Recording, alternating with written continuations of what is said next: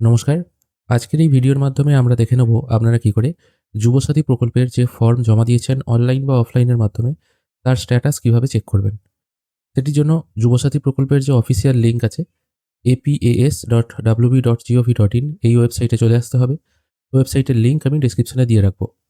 এখানে আসার পর যেভাবে অনলাইনে যুবসাথী অ্যাপ্লাই করতে হয় যে প্রসেস আমি দেখিয়েছি, বাংলার যুবসাথী ক্লিক টু অ্যাপ্লাই এই অপশানে আপনাকে ক্লিক করতে হবে।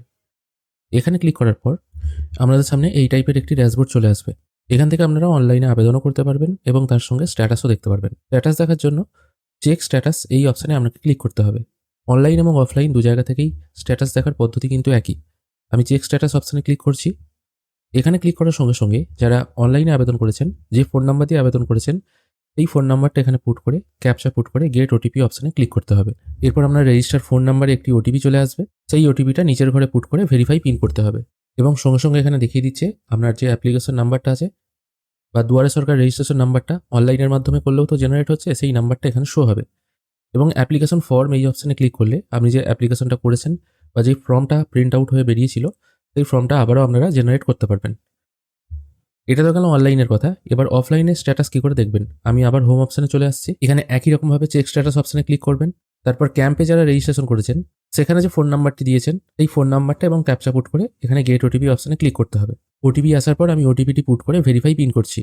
ভেরিফাই পিন করার সঙ্গে সঙ্গে এখানে যে অ্যাপ্লিকেশন ফর্মটা আছে, মানে যেভাবে অনলাইনে ফিল আপ করতে হয় সেই ফর্মটাই কিন্তু এখানে জেনারেট হয়ে চলে এলো। এবার এখানে বলতে পারেন তাহলে যেগুলো ক্যাম্পে জমা দেওয়া হয়েছে সেগুলো কি এখনো আপলোডের কাজ শুরু হয়নি? অবশ্যই শুরু হয়নি, এত তাড়াতাড়ি হয়তো আপলোড হবে না। টোটাল যতদিন অবধি ক্যাম্পের ডেট আছে কতদিন কত ফর্ম জমা হচ্ছে, তারপর হয়তো এই ফর্ম আপলোডের কাজ শুরু হবে। এখানে আবার অনেকের প্রশ্ন থাকতে পারে, আমরা ক্যাম্পে জমা দিয়ে এসেছি, যেহেতু এখনো আপলোড হয়নি আমরা কি আবার অনলাইনে আপলোড করতে পারি? দেখুন, সেটা করতেই পারেন। কারণ একজন ব্যক্তির একবার আধার কার্ড দিয়ে যদি একবার ফর্ম সাবমিট হয়ে যায়, তারপর যদি আপনাদের ক্যাম্প থেকে, মানে যেটা ক্যাম্পে জমা দিয়েছেন সেই ফর্ম যখন সাবমিট করার কাজ চলবে, তখন হয়তো দেখিয়ে দেবে অলরেডি এনরোল। তখন হয়তো ক্যাম্পে দেওয়া ফর্মটা আপনার রিজেক্ট হয়ে যাবে, অনলাইনের ফর্মটাই গ্রাহ্য হবে। তবে এখানে একটা কথা বলার, ফর্ম জমা দেওয়ার পর যে ভেরিফিকেশন প্রসেস, ভেরিফিকেশন হয়েছে কিনা বা অ্যাপ্রুভ বা রিজেক্ট হয়েছে কিনা সেগুলো কিন্তু এখনও কিছু দেখা যাচ্ছে না। আর একটা কথা বলে রাখি, যাদের দুয়ারে সরকার রেজিস্ট্রেশন নাম্বার অফলাইনের ক্যাম্পে দেওয়া হয়েছে সেই রেজিস্ট্রেশন নাম্বারও কিন্তু ফোন নাম্বার পুট করলে এখানে শো হচ্ছে না। আমিও ফর্ম জমা দিয়েছি, আমার ক্যাম্প থেকে দুয়ারে সরকার রেজিস্ট্রেশন নাম্বার দিয়ে দেওয়া হয়েছিল, সেটাও কিন্তু এখানে শো হচ্ছে না। আশা করি পরে শো হবে। তাই এখন যে আপনি ফর্মটি জমা করেছেন কিনা এটুকুই দেখাচ্ছে। অফলাইনে করলে তো দেখা যাচ্ছে এখনও আপনার ফর্ম জমা হয়নি, যেহেতু রেজিস্ট্রেশন নাম্বার দেওয়া হয়নি।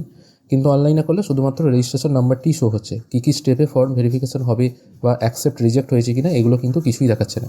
এই ছোট্ট আপডেটটুকুই আপনাদেরকে দেওয়া ছিল। যদি ভিডিও ভালো লেগে থাকে অবশ্যই একটি লাইক করবেন। ভিডিও দেখার জন্য অসংখ্য ধন্যবাদ। ভালো থাকবেন।